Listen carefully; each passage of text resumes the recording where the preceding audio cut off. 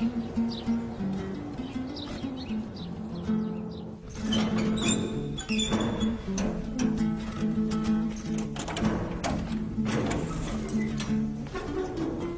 бершін.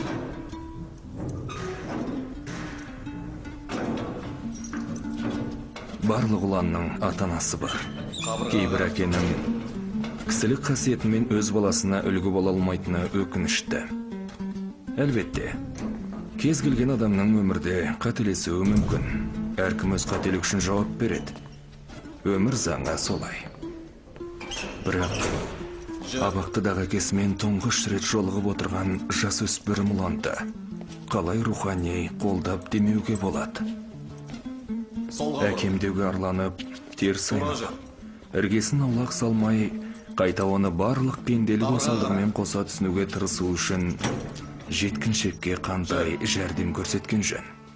Басына түскен ауыртпалыққа қайыспай қарсы тұрарлық күш жігерді қайдан алмақ? Осынау күрмеуі қиын мәселелерді шешу бірінші кезектегі офицерлік борышымыз болып табылады. Өмірдің бұралаң жолында адаспау үшін олардың бойына асқақ рух, мейірімділік пен ізгіліктің ұрығын ержүрек қайсар адам ғана отанын, туыс туғанын, ата-анасын шынайы қорғай алады. Міне, бүгін сондай жеткіншектің бір әкесімен түрмеде жолығып отыр. Ассалаумағалейкум, әке. Амансың ба, балам? Ер жетіп қалыпсың ба? Рахмет. Қалай? Жағдайың жақсы ма? Ойдағыдай. Мені көргің келді ме? Сені іздеп балалар үйіне хат жазған. Олар сені әлде бір мектепке түс деп хабарлады. Қай мектеп екенін ұмытып қалдым. Сенің жағдайың мені қинайды. Інімнің қолына барып тұрсам қайтеді. Жоқ, әке. Неге? Барғым келмейді.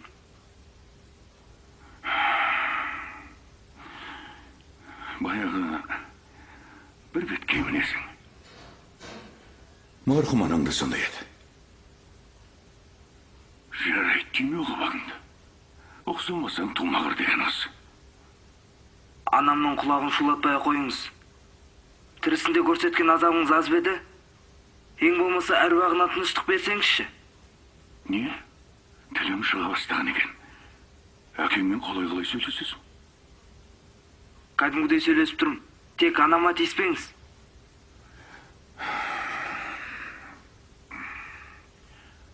Үстіңдегі не? Әскери киім. Сен не менің оқуын оқып жүрсің бе?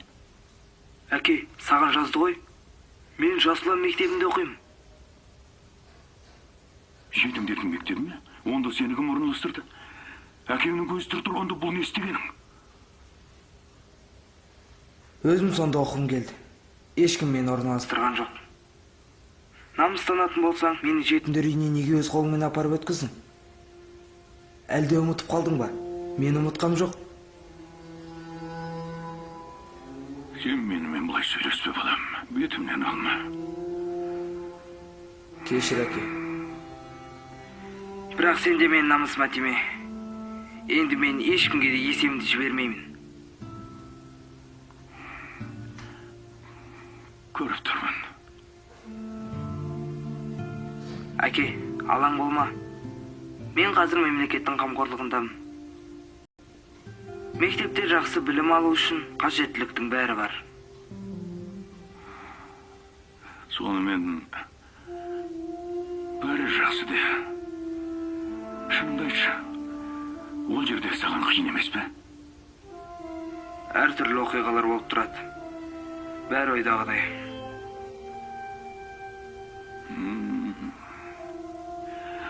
Саған онда оқудың қажеті қанша еді? Үрім бұтағымызда әскери едім жоқ. Біз ауылды өстік, шөп шаптық, мал бақтық. Әлі менеге қарамайсың ба сен? Офицер сенің не теңің?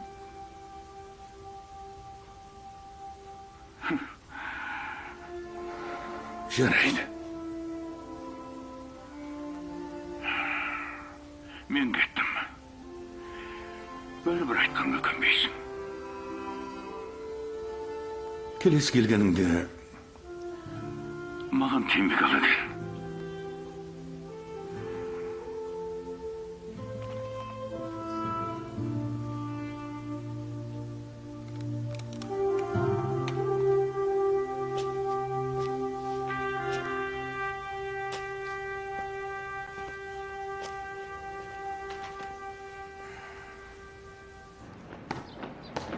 Аяғыңды нық бас. Бір. Аяғыңды биік көтер. 1, 2, 3. Аяғыңның ұшын сос. Дулат, денең тік ұста, егіңді көтер. Тоқта. Артқа, бұрыл.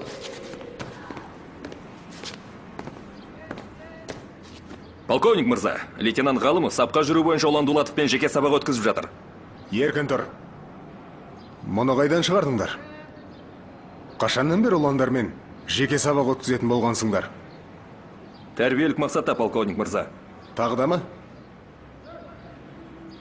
Бұл жолы не болды?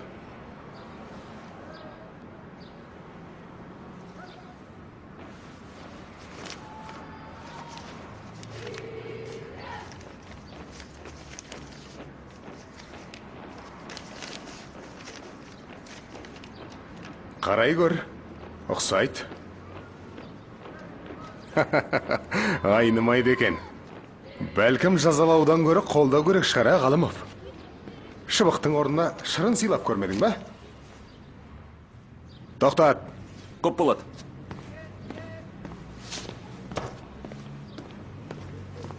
Дулатов. Мен. Артқа, бұрыл. Ротаға бар. Жылдам. Марш. Шақырдыңыз ба, Әсел Мұрат қызы? Иә, шақырғам. Келгенің жақсы болды. Келе ғой, бауыржан. Жарайды, мен кетейін. Балаларды сапқа тұрғанға дейін тексеруім керек.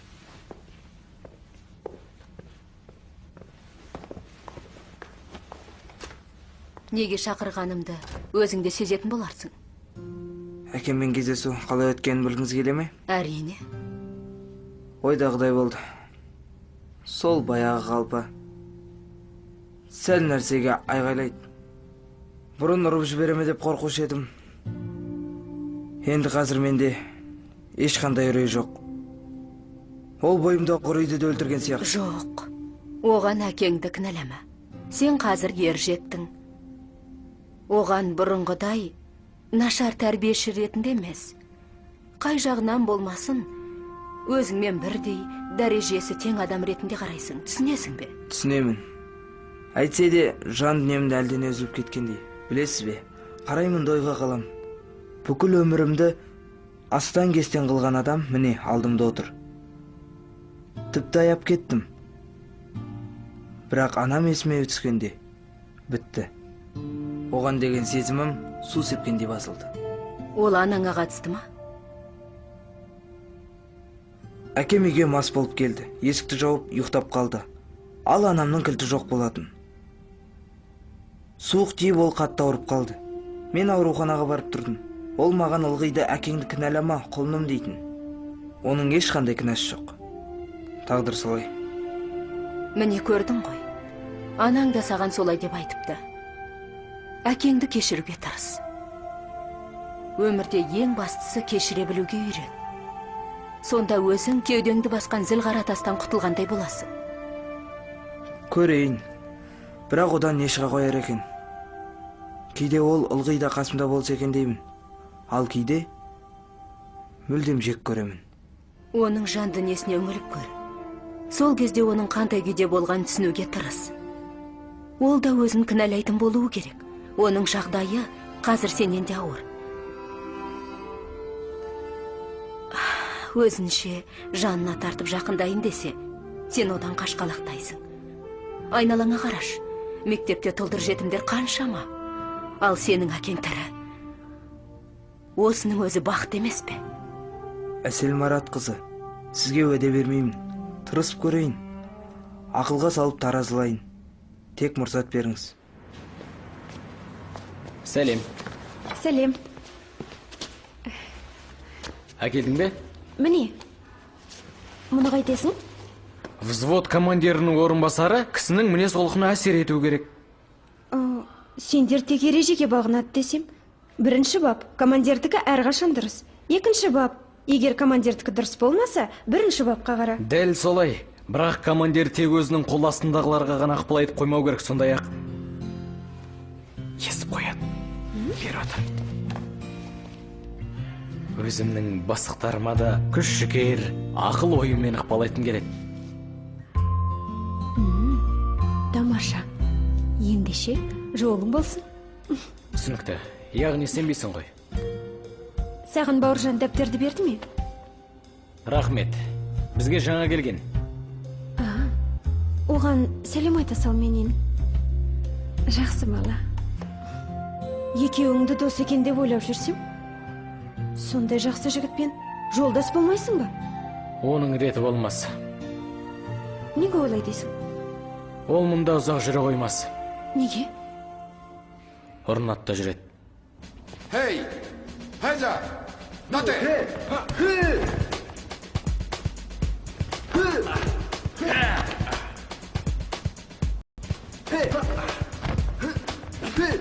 Күресі жеңіс, қуатты шоғырландыру тәсілі. Бұл сөзді қош. Денені жаттықтыру аз. Оған қоса рухты да шынықтыру керек. Сен солай істей аласың ба? Қолымнан келетін сияқты. Міне менің қарсыласым Тимурды көрдің бе? Қазір ойдың күшімен оның осал жерін табам. Мәселен аяғы. Қазір орнынан тұрған кезде ақсап қалады. Дате!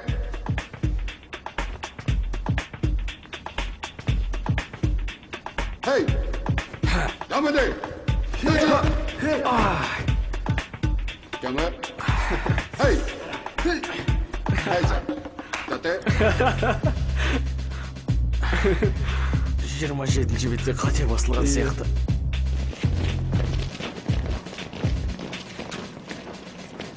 Полковник мырза, өтініш айтуға бола ма? Айтыңыз, Ұлан мырза. Қазір біздің бос уақытымыз. Қара шапан ойнауға рұқсат етіңізші. Біз дегенің кім? Біздің взводтың бүкіл жеке құрамасы. Қара шапан деген қандай ойын?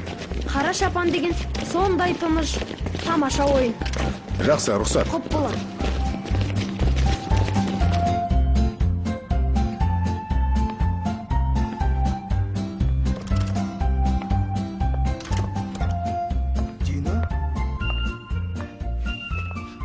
Әсел Мұратқызы, мені шақырдыңыз ба? Мен сені тапқырлар мен әзілкештер клубының командасына қатысуға шақырып едім. 4-ші ротаны. Мені ме?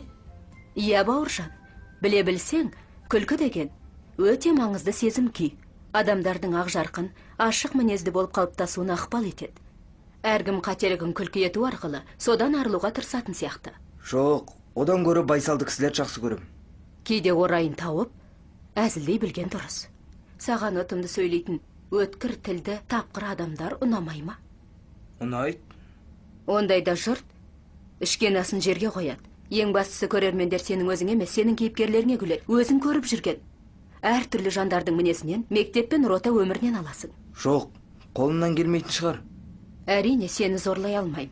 Өзің білесің. Танып тұрмын. Ендеше ертеңнен бастап, сабақтан кейін сағат 5-те балалармен бірге осында кел. Дайындық жасап көрейік. Полковник мырза, менің кезекшілік кезінде төтен шығуға болған жоқ. Бірінші оқу ротасының кезекшісі Ерлан Сергебаев. Еркін тұр. Құп болады. Қалғалай. Бәрі тыныш па әйтеуір? Дәл солай. Әлгі қара шапанды қайда ойнап жатыр? Анда.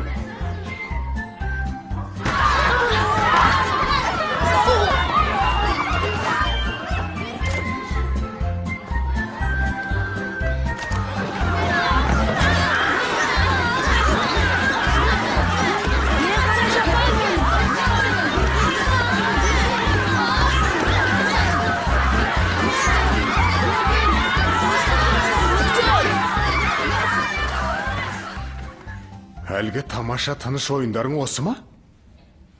Полковник мырза, сіз ойнауға рұқсат бердіңіз ғой. Тоқтатыңдар ойында. Сен маған тыныш ойын дегенің қайда? Тыныш ойнағандарың осы ма, жастықтың бәрін жыртыпсыңдар? Бұларың қандай ойын екенін білгенімде рұқсат етпесем, тез бәрін тәртіпке келтіріңдер. Құп болады.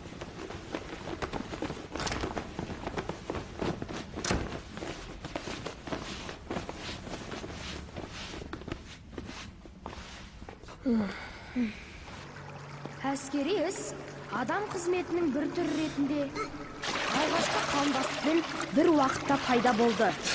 Алғашқы қауым адамдары жабайы табиғатпен ғана күресіп қоймай, тіршілік үшін бір-бірімен аянбай соғысты. Оқы, тоқтама. Соғыста орта жолда тоқтау өліммен бірдей. Жеңіске жету үшін түрлі айла тәсіл қолданды. Қару-жарақ, қорғаныс құралдарын ұдайы жетілдіріп отыруға тура келді. Ей, дос!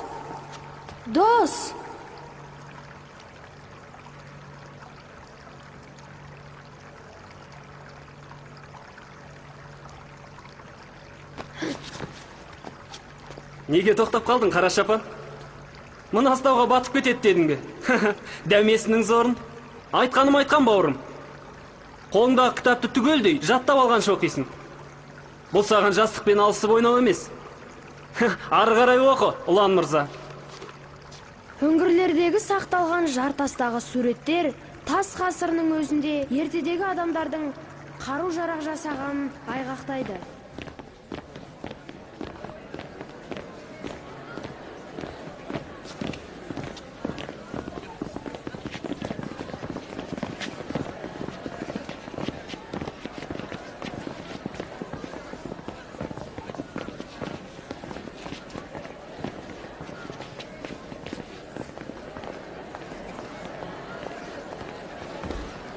Тұрыңдар!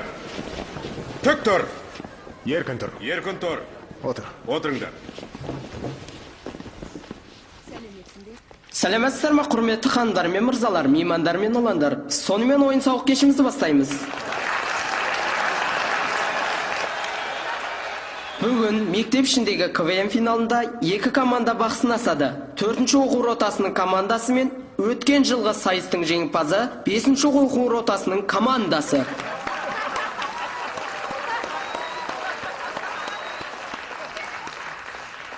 Ойын жеңімпазы мектебіміздің атынан тапқырлар мен әзілкештердің қалалық сайысына қатысады.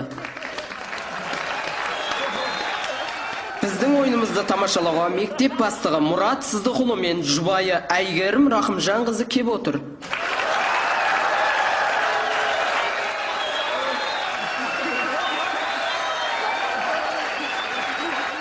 Ал ендеше командаларды сахнаға шақырамыз.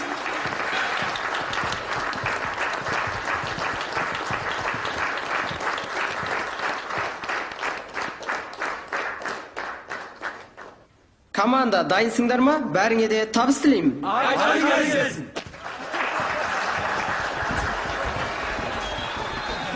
Төртінші ротаның командасы бірінші боп көрсетеді. Қарсы алыңыздар.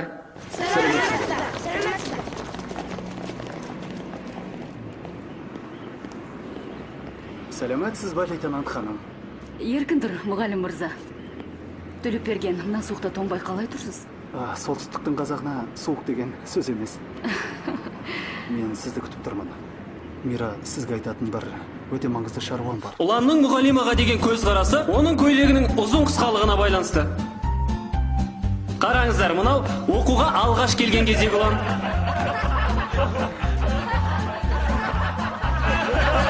Мынау оқудың орта кезіндегі ұлан. Ал мынау оқу бітірген ұлан.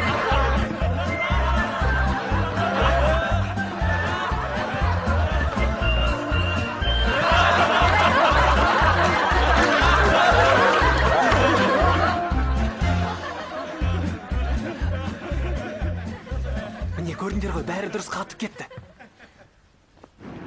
Бір жолата әскери жұмысқа ауысқым келеді. Қалай ойлайсыз, әскери киім маған жараса ма?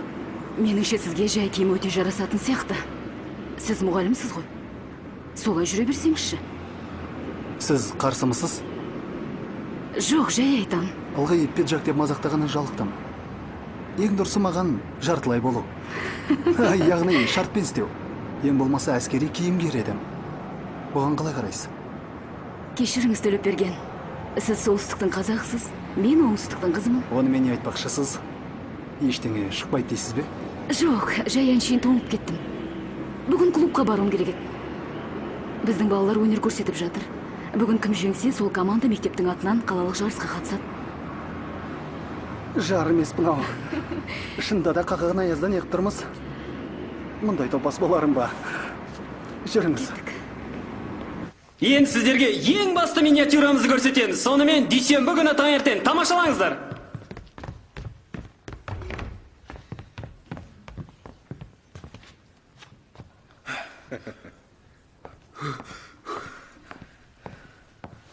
Сүйіктім, түрегел, мектепке жинал. Жоқ, құрып кеткір, ол мектепке бармаймын. 4-ші рота тағы да бірдеңе бүлдірген шығар. Мұғалімдер шағым жасап миымды аштады. Жағдайында үйіне түсінем, бірақ тәуекел етіп баруың керек, өйткені сен мектептің бастығысың ғой.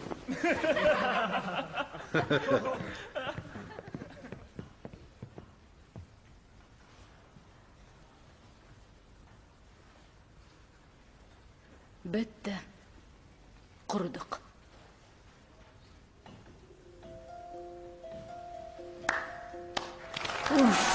Құдай сақтасын.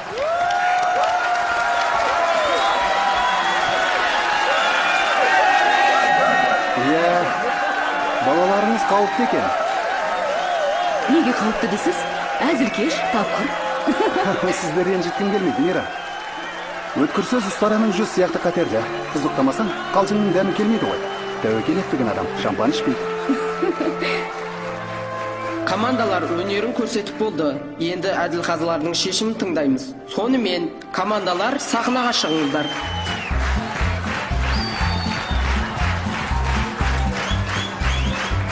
Астанада өтетін мектеп аралық үлкен жарысқа жолдама алған жеңімпаз 4-ші оқу ротасының командасы.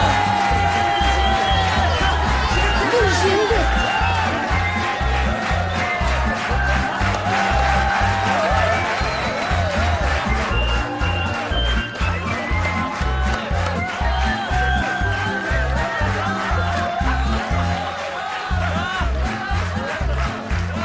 Иә, сіздерді құттықтаймын.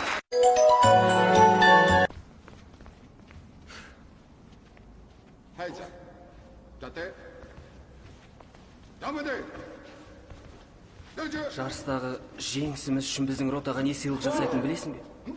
Ертең бүкіл ротамызбен қалаға барамыз. Тағы да Гүлзар мұражай шығар. Бәрібір емес пе? Серуен десек болды ғой. Ең жақсы серуен өз жан дүниеге саяхат жасау. Борышымыз деп білеміз, отанға қызмет ету, жанымдағы жолдастары. Қас жүректі жауынгер, қиын сәтте жолдасына көмегін бер.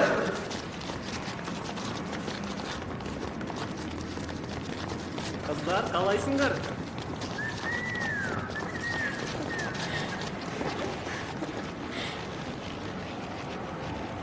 Аға лейтенант ханым, маған рұқсат етіңіз.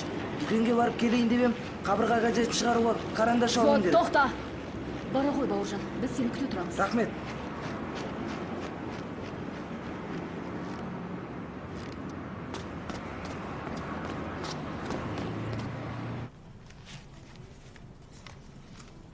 Сәлеметсіз бе? Мына қарандаштарды көрсетіңізші. Мінекей. Рахмет, аламын. 500 теңге тұрады. Мінекейіңіз. Рахмет. Сау болыңыз, келіп тұрыңыз.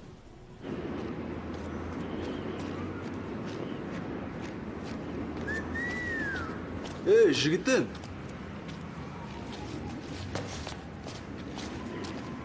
Сәлем, ұлан. Сөйлесуіміз керек. Жағдай бұлай. Саған айтатын бір шаруа болып тұр. Бізбен бірге сыр ашуға қалайсың? Әңгімелесеміз. Мен сендермен сыр ашпаймын. Әңгімелесіп отыруға уақытым жоқ. Мені анда күтіп отыр. Сен не, ұлан? Сен бізді түсінбедің. Саған сыр аш деп тұрған ешкім жоқ. Бізге бұлай ішкізсең болды. Кәне жан керек болса қалтаңдағы шығар. Қалай, келістің бе? Ұлан, бол тез.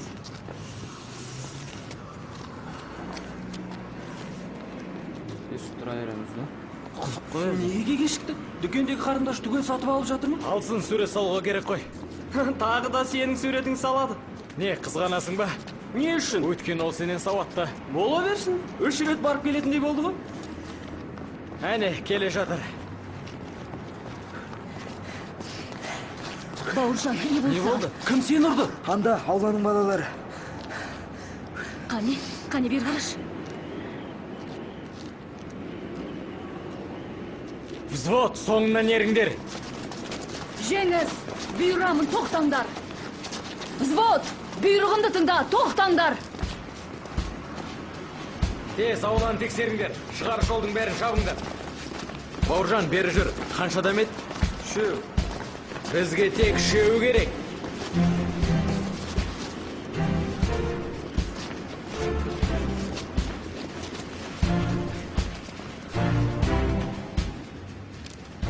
Міне көрдіңдер ғой, мынау саған мә.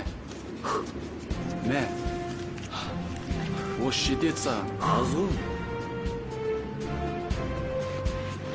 Әне, аналар, ұстаңдар! Ұстаңдар! Тез, кеп қал, ұстай!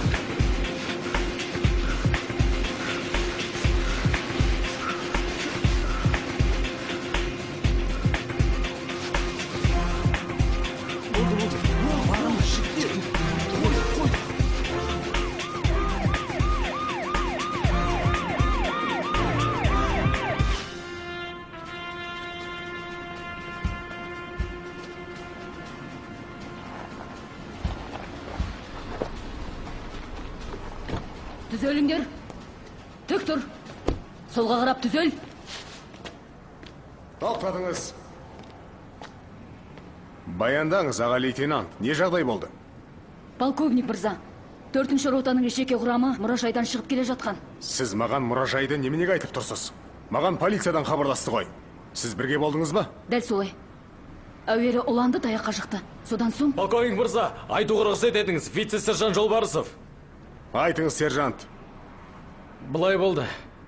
Ауланың балалары біздің ұланы сабапты. Аумақты сүзіп шығындар деп взводқа бұйрық бердім. Сүзіп шықтыңдар ма? Ары қарай ше? Қысқасы, біз оларды ұстадық. Жақсы. Содан соң? Бұлай етуге болмайды деп түсіндіргелі жатқанда полиция келіп қалды. 4-ші рота. Менің бұйрығымды тыңда. Кім төбелеске қатысса, бір адам алға шықсын.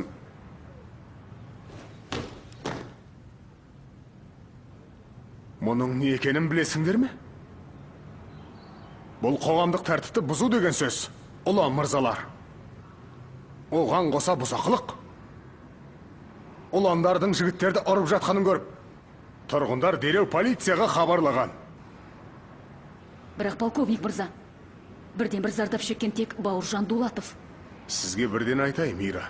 Осы дәлел ғана сізді құтқарып қалады. 4-ші рота. Түзел. Тек тұр. Ен сендер қалалық жарысқа қатысуға бармайсыңдар. Еркін тұр. Еркін тұр.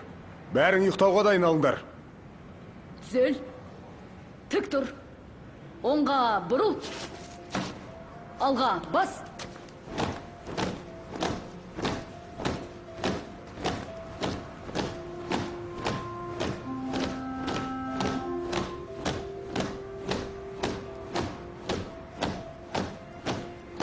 Тамаша балалар, Мира.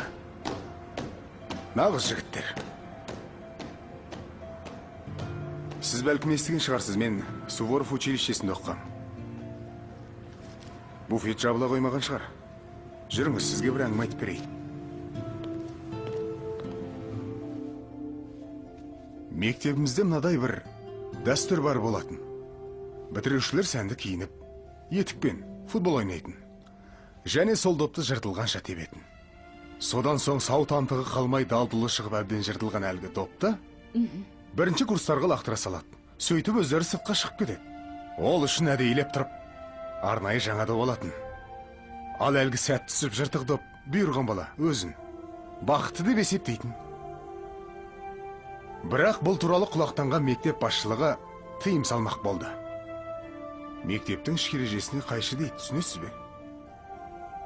Қысқасы әлгі жаңа дәстүрлі доп мектеп бастығының кабинетінен бірақ шықты. Сөйтіп ондай дәстүрге тыйым салған бұйрық шығарды. Сонда біз не істедік дейсіз ғой? Бүкіл училище таңғы астан бас тартты. Біз әрине бұйрыққа бағындық, асханаға келіп, стол басына отырамыз.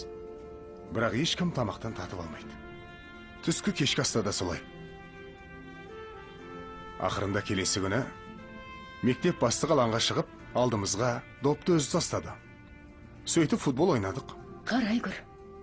Мен сізге бұл жайды құпия ретінде айтып отырмын. Міне осы оқиға жүрегімде сақталып қалды. Мәселе мектеп бастығын біздің жеңгенімізде емес. Ең бастысы, оның ақыл парасаты жетіп, өз бұйрығын өзгертуінде.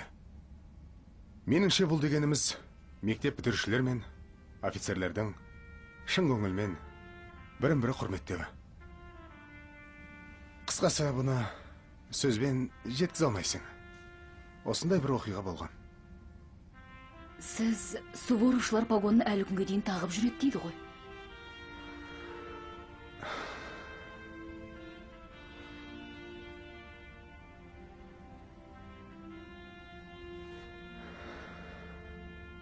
Бірақ қайткен күнде де менің атыма түсініктеме жазып беріңіз. Қалай болғанын егжей-тегжейлі түгел жазыңыз. Жақсы. Қайырлы түн. Қайырлы түн.